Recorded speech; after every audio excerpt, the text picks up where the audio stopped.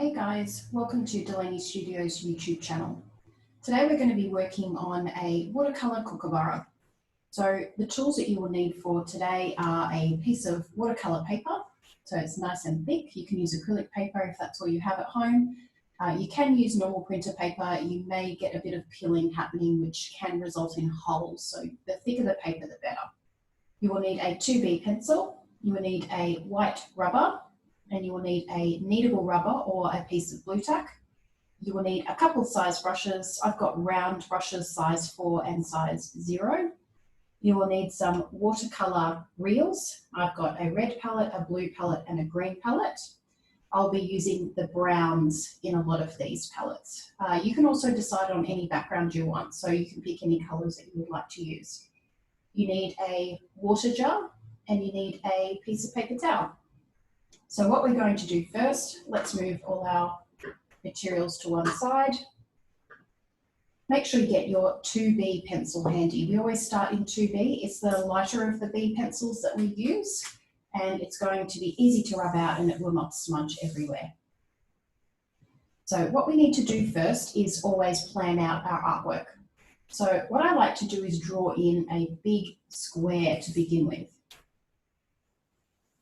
Just do this nice and softly. You don't need to press hard. You can use a ruler if you prefer.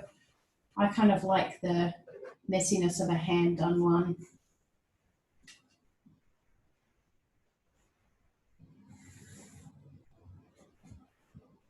So I've got my rough square. The next thing I'm going to do is I'm going to work out how tall my bird needs to be. So I'm going to do a top line. Then I'm going to do a side line for how far the beak comes out, so I know where the top of my head's going to aim for and the front of the face.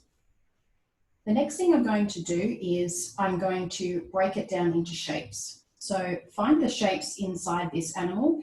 90% of animals will have a circle for a face. So I'm going to pop in just a rough circle. Always keep this really soft because it isn't the finished shape.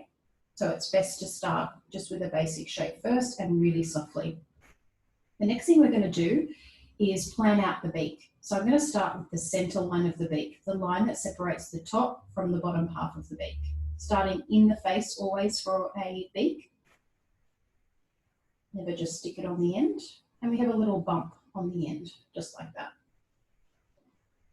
Kookaburras have nice thick beaks, so don't do the top part of the beak too close to the center line. Give yourself a little bit of a starting dot, and then all you do is join that dot, nice gentle slope, join it to the end of the beak. Then we're going to work out the line that separates the beak from the face. Then come down, just a bit of a bumpy line, and then it comes down to the center line. For the bottom half of the beak, we start a little bit further forward, and we curve it like this for like a little cheek.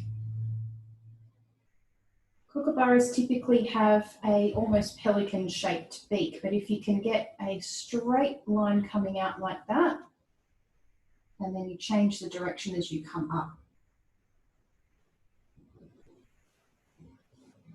Like that. So nice thick beak, perfect for meat eaters, which is what kookaburras are. The next thing I'm going to do is fix up the shape of my head. So I've got the beak in, but what I want to do is create a bit of a flatter head. Kookaburras have a bit more of an arched head rather than a round, almost lollipop head like this.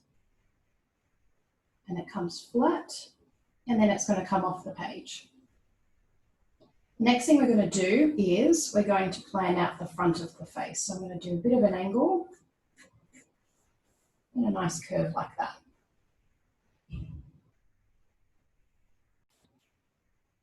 Okay, so what we're going to do now is we're going to get rid of our original circle. We're going to get rid of our top line and our side line. So get your rubber,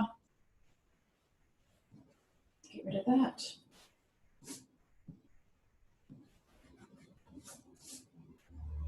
You're also going to get rid of the circle going through the beak.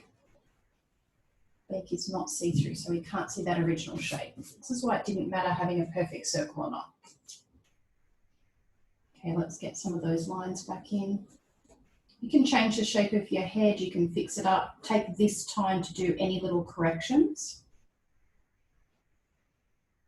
Now it's time for detail. So I've done the shape, I've joined the shape up, and it's detail. So I'm going to bring in a couple of these little flicky lines for that cute little fluffy cheek.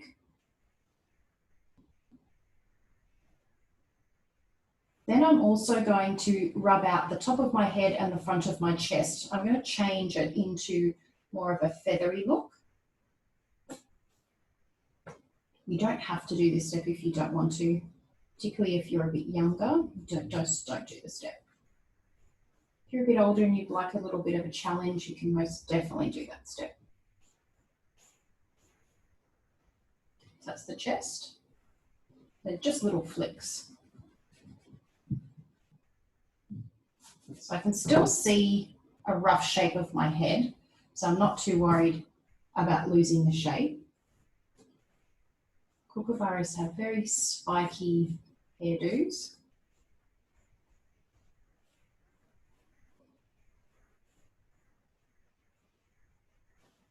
Coming in like that. A few little longer ones here, very typical.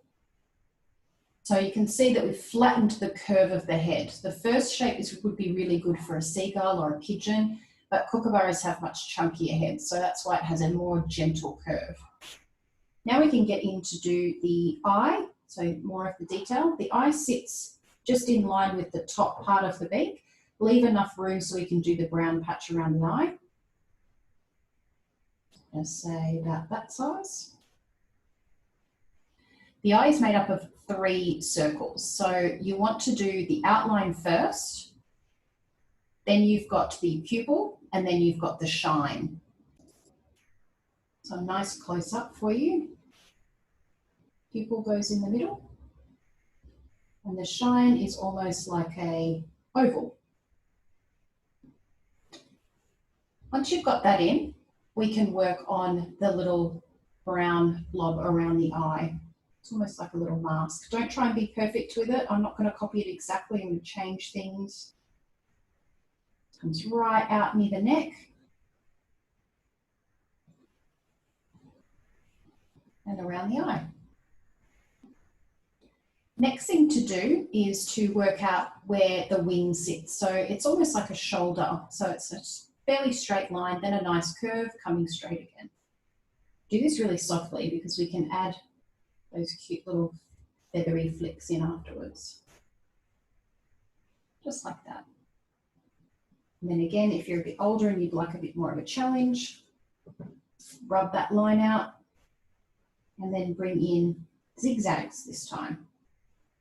Back and forward. You don't have to have all the zigzags joining. Change directions, have it zigzagging down there. The next step is to get the detail of the wings in. Now the wing is made up of 3 sections. Section 1 has no feathers. It's half brown, half white, or cream. The second section is brown feathers with blue tips. And they're very jagged edges, those ones. Section 3 is a bit more like curvy V's. So we're going to be splitting up these 3 sections. Now we split them up using little flicks coming down like that. So that's section 1. Section 2 and 3, when we split those, we put curves like this, almost like you're drawing a plait. Just let it go off the page. So how to draw the feathers in section 2. What you want to do is almost do W's or double W's, and they're going to overlap and touch one another just like fish scales.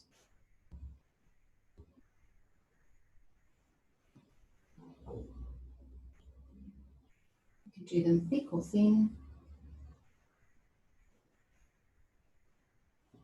My only advice is don't do them too small, otherwise you will go a little bit bananas trying to fill them in all with colour. That's pretty hard when they're tiny.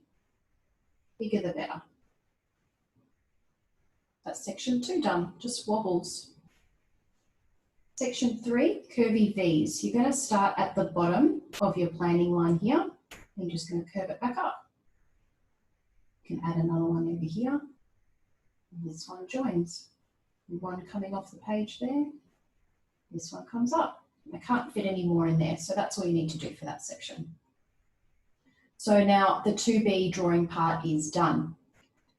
So I'm going to show you how to get this kind of background. This sort of background is called wet on wet technique.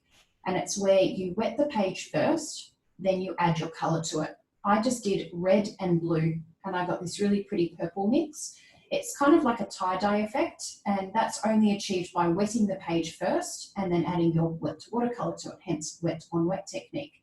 Probably one of my favorite watercolor techniques. It's nice and simple to do. It takes a bit longer to dry, so just be aware of that. You don't want to be doing, say, the background and then move straight onto the beak. What will happen is, because the background is wet and then the beak is wet, it will pull the background into the beak, or the beak will go into the background, and you get what is called bleeding. So going from one area into another area, we don't want that to happen. Easy ways to fix that is to go and dry the background before you start the Kookaburra, or you can dab it with a bit of paper towel. Just be aware that a lot of paper towels, just like this one here, have patterns on them. So when you dab your paper towel down, you can get a pattern on your background. Sometimes it's quite handy, it looks quite nice, but most of the time we don't really want a pattern. So sometimes it's best to either leave it to dry or go and dry it with a hairdryer. Before I move on to actually painting this is where our piece of blue tack or kneadable rubber comes in handy. So what I'm going to do is I'm actually going to lightly rub over the top of my pencil work, and you'll see the pencil starts to disappear a little bit. Because watercolor is a very see-through medium, I actually don't want to see my pencil work. I'm going to go over my outlines with everything with a black, really tiny brush with black watercolor on top. So I only want to see that outline. I don't want to see my pencil stuff. So I'm just rubbing over the top, medium pressure. Blue tack works just as well as a kneadable rubber, so I can still very much see where my lines are. I'm not going to get confused. Okay, let's try this wet on wet technique. So I've got my water pot here. What I want to do, I'm going to dip my brush in, and then I'm going to completely fill that box with water. Now it's very important to remember not to get the water inside the Kookaburra. If you do, just simply absorb it up with a paper towel or tissue, because the colour only goes where the water is. Take your time for this step. And just when you think, oh yeah, that's enough water, probably add some more, because it's going to dry out as you're actually painting it down, because the paper does absorb the watercolour.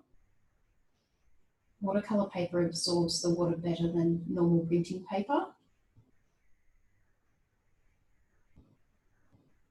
It's okay if you go over the top of the head a bit, because we're going to be filling it with spikes anyway.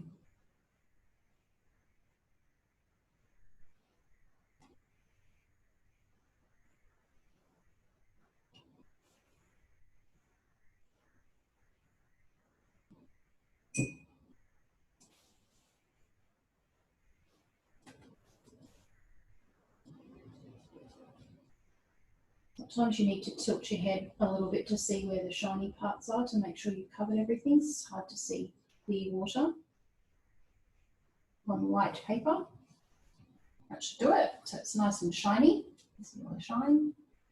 And now what we're going to do is select a colour. So I'm going to start with red first. So on this particular red palette, I have a real lipstick red. So I'm going to start with that one first. The brighter the red, the better the purple. Try to get a red that's not orange. If you're using a red that is a bit orangey, you will actually get a really dirty purple. It'll end up being a bit more brown. And as you can see, when you have a wet background, if you just add a bit of colour, it explodes out a bit like a firework, and that's what gives that really lovely effect.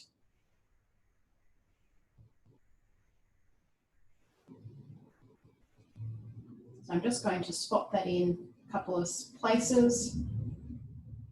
If you want it to be a deeper red, you just swish it around in your colour a little bit longer, and then it has more colour in it. If you want it lighter, add more water.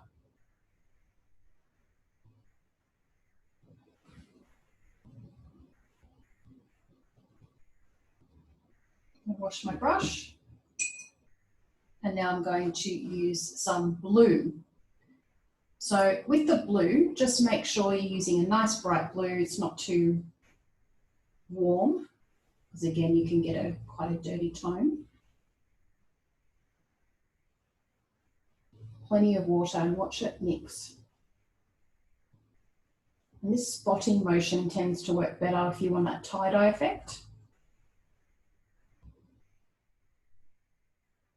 If you get any puddles, I'm getting a bit of a puddle here, you can absorb that up with your paper towel.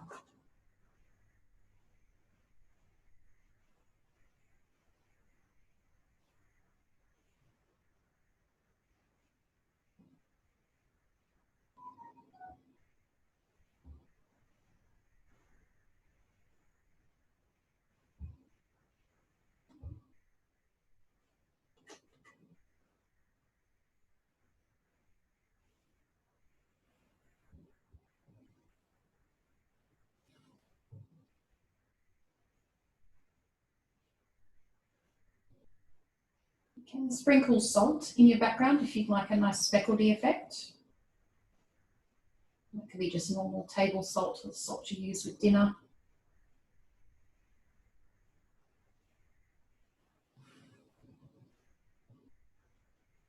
All those edges in. If you feel like that's too much blue, you can always add some more red back into it.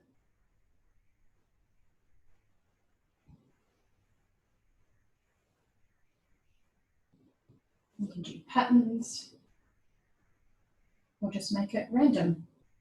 I'm just making one random. Okay, as I said, I've got a little bit of a puddle happening here and a little bit of one here, and you can see on the side it's quite dark, so it tends to push the paper around and create little curves and dips when you add water to it. So all I do is pinch my paper towel to a bit of a point, let it sit on top of the puddle, and it's going to absorb it. Now it will take some of the colour away, so if you need to rework that you can, but at least there's not too much water there. Never put a used bit of paper towel back on and start dabbing it, because what you're doing is creating a stamp, and it's just going to keep stamping the colour back on. You actually get more of it in places you didn't want. So you can just hold it down for a second and then bring it back up. So you see the patterns that it's leaving. So if you don't want that, don't press it down. Just hold it just above it and do some little absorbing. Get a new section for a new area.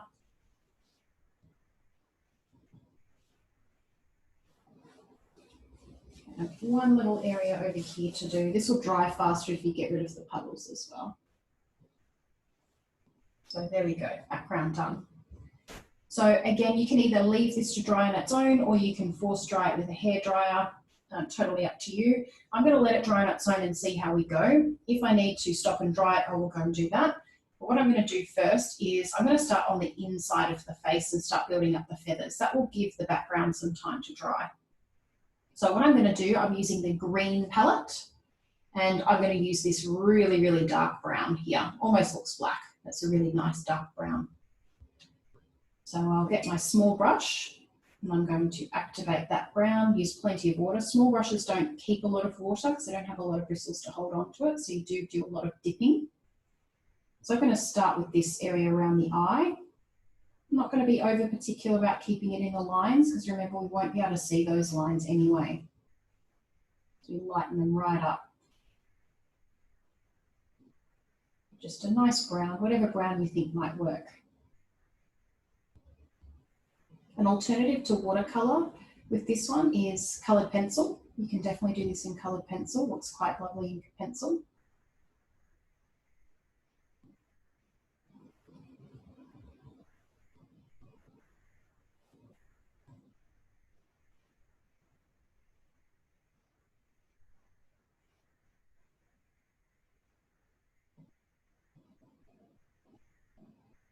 So using little flicky motions to give the illusion of feathers.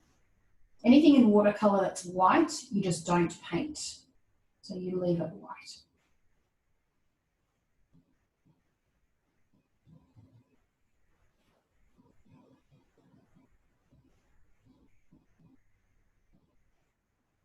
That's a nice coating.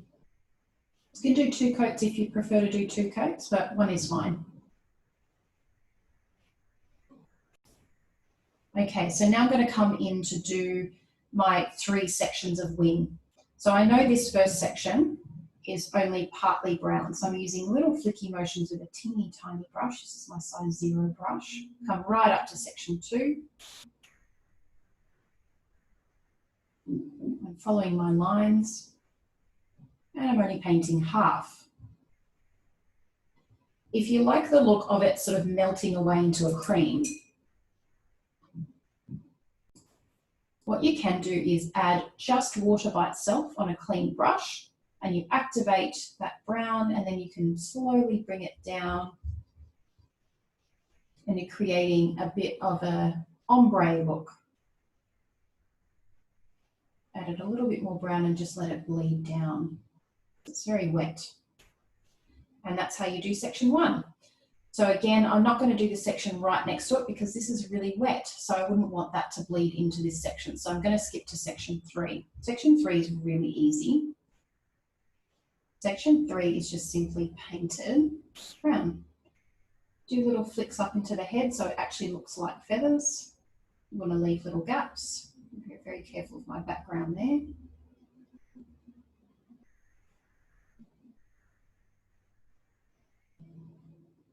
Takes practice to keep it in the shapes and in the lines, so don't be too hard on yourself if you go over the lines. It doesn't matter, this is only practice.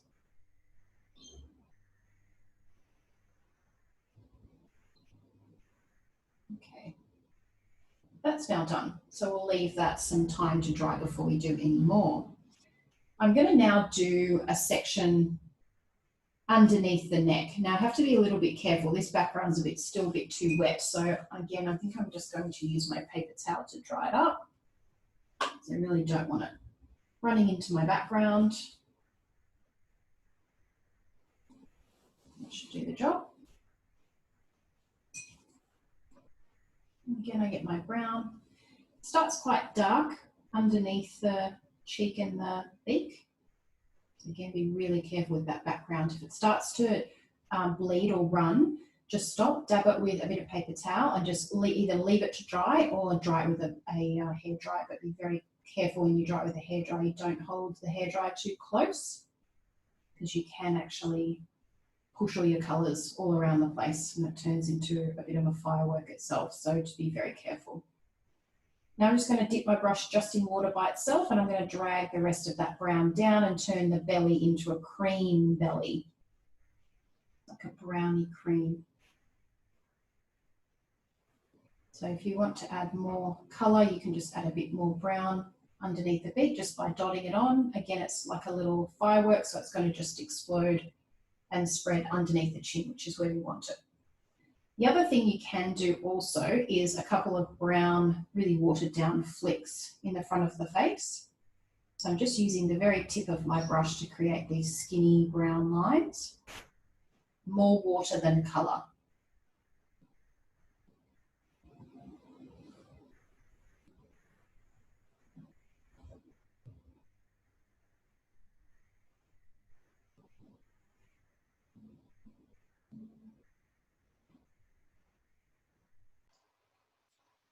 Okay, just take a moment to double check that your background is dry. You can do that by putting your finger down on the background and making sure there's no colour that comes off, or you can do a bit of paper towel. Again, if it's wet, don't do the next section. Let it dry. I'm now going to do the beak, and it's separated by a blue top and then a reddy brown bottom. So this particular species seems to be a blue-winged kookaburra, so these are a bit rarer to find. The usual ones we're used to seeing would be the standard kookaburra, and they're the ones that don't have the blue beak. This is a blue-winged kookaburra. I picked a nice light blue. I'm just going to paint the top part of the beak in. Just one coat is fine because you want it to be nice and light. And down that edge. A lot of the time I like to do the outlines first. It's much easier to fill in because you're not worried about getting out of the lines.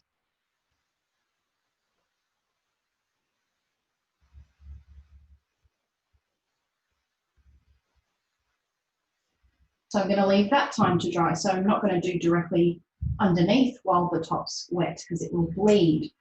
So I'm going to take this opportunity now to do some in the eye. So on my red palette, I have a dirty brown here. It's a different brown because I definitely want to use a different brown than I used for my brown in the feathers. So this one's a bit dirtier. And now I'm going to paint the iris. The iris is the coloured part of the eye. And the pupil is the centre part that's black. Right out to the edges. And again, I give this section time to dry before I do my pupil. Otherwise you'll have the black pupil bleeding out into the colour. And it's very difficult to fix that once that starts happening.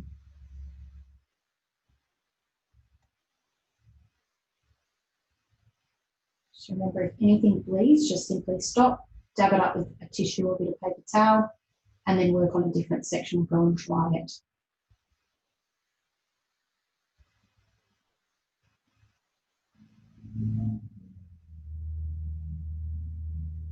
Okay, so I'm going to leave that to dry by itself. I'm going to come down to section 2 on the wings now. So you can see I'm jumping about. The reason for this is I'm really giving time for everything to dry. So I'm going to go back to my original brown on the green palette, nice dark brown. With section 2 feathers, the top part is definitely brown, but the bottom part of each of these feathers is blue. I'm just going to take some time to fill in the brown sections. It's only the very ends that are blue, so you don't need to leave too much space. Right up on those edges.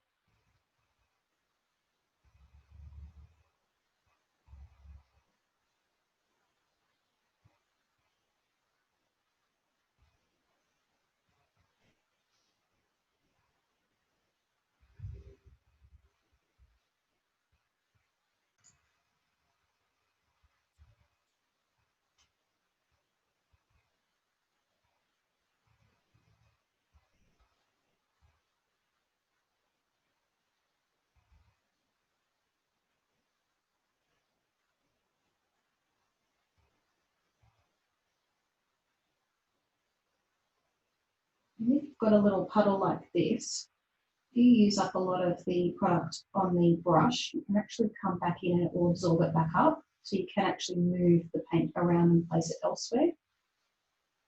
A lot of people get a bit worried with watercolour that once something's down you can't move it, but you can.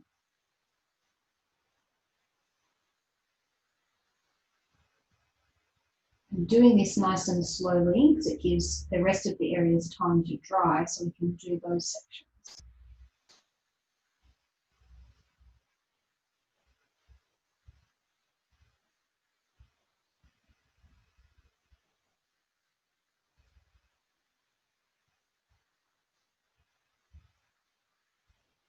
So notice I'm using a little flicky technique just to get the edge of the feather look.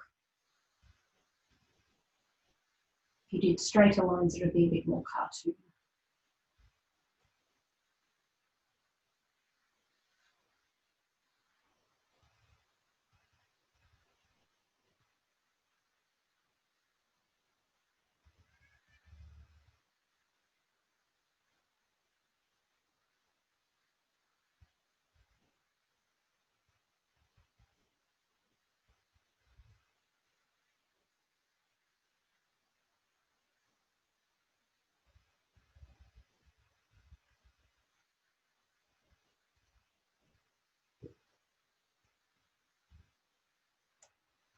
Just like that.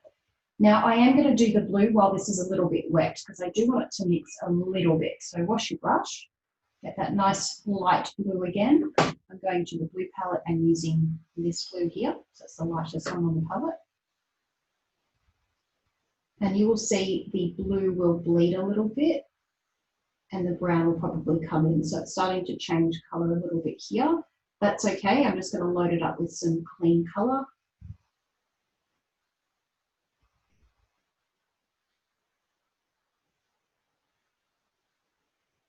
Or you can wipe it on a bit of paper towel if you want to clean your brush up. I don't mind it bleeding a little bit because it looks like it's all part of one feather then.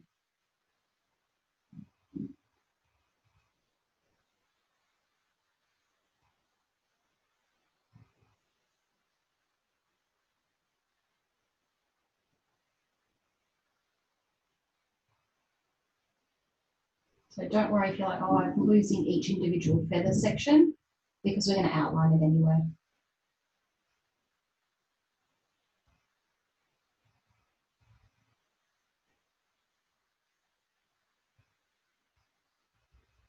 Just fill in any little white sections.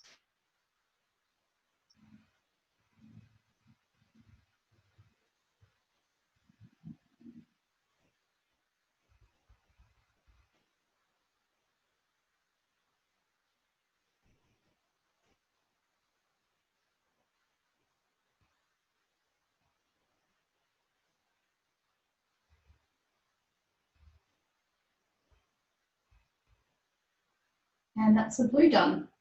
Now I'm going to come back into the bottom of the beak. So washing my brush.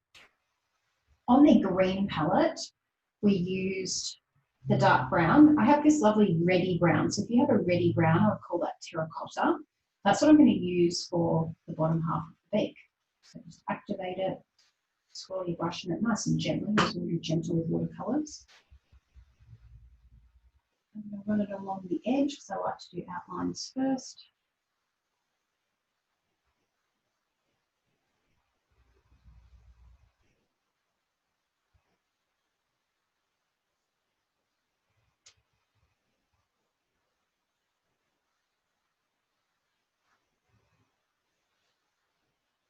And fill it in.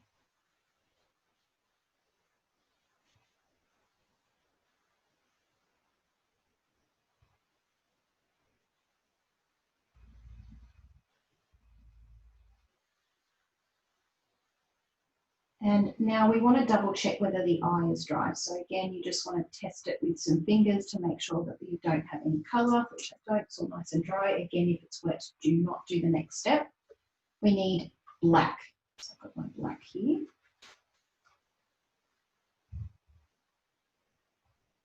I'm just going to fill in that pupil with black.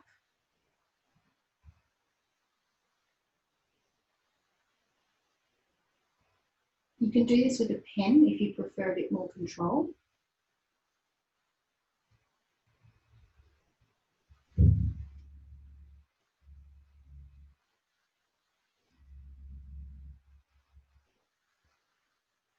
So what we're going to do now is start outlining. So I'm going to do it with a skinny brush and black.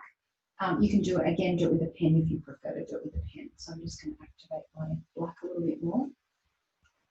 Don't do any outlining if any of your areas are wet. So I'm going to give myself more time for this beak to dry because it's not quite dry yet. So I'm just going to start on my outlines.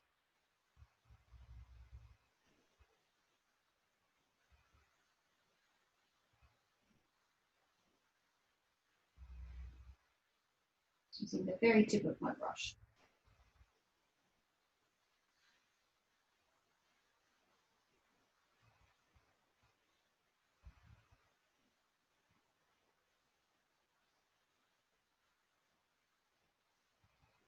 Doesn't need to be perfect.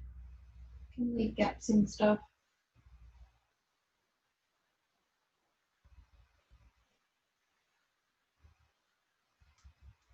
It's very hard to do outlining with a tiny brush, so if you do struggle, just use a pen.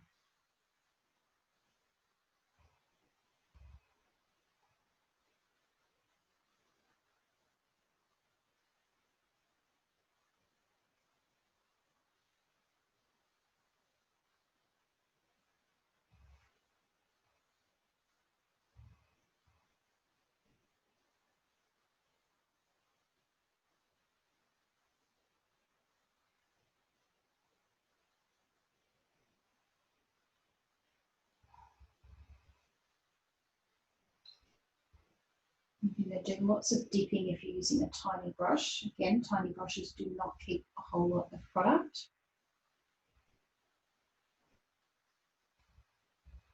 And just basically going over the top of all of your 2B pencil lines that you did earlier.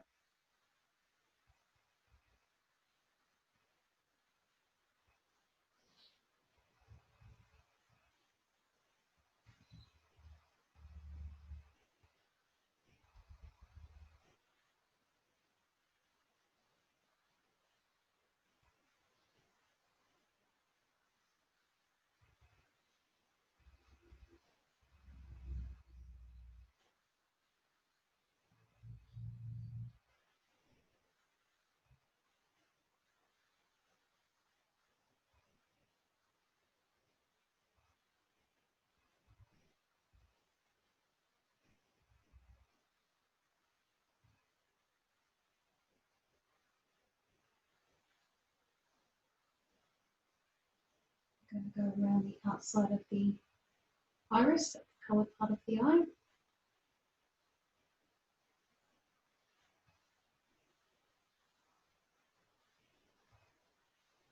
Any shape fixing up that you need to do.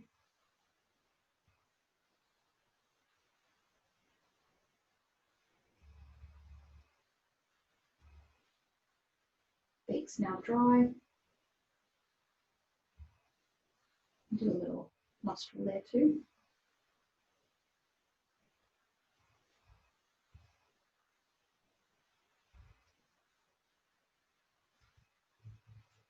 And the last thing I'm going to do is a bit of black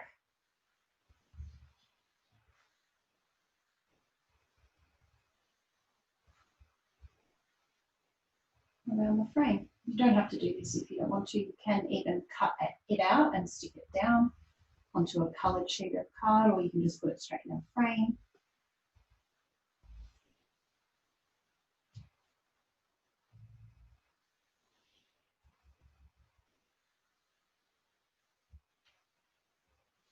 And from there, you're done. So I'll see you guys next time for another lesson. Thank you.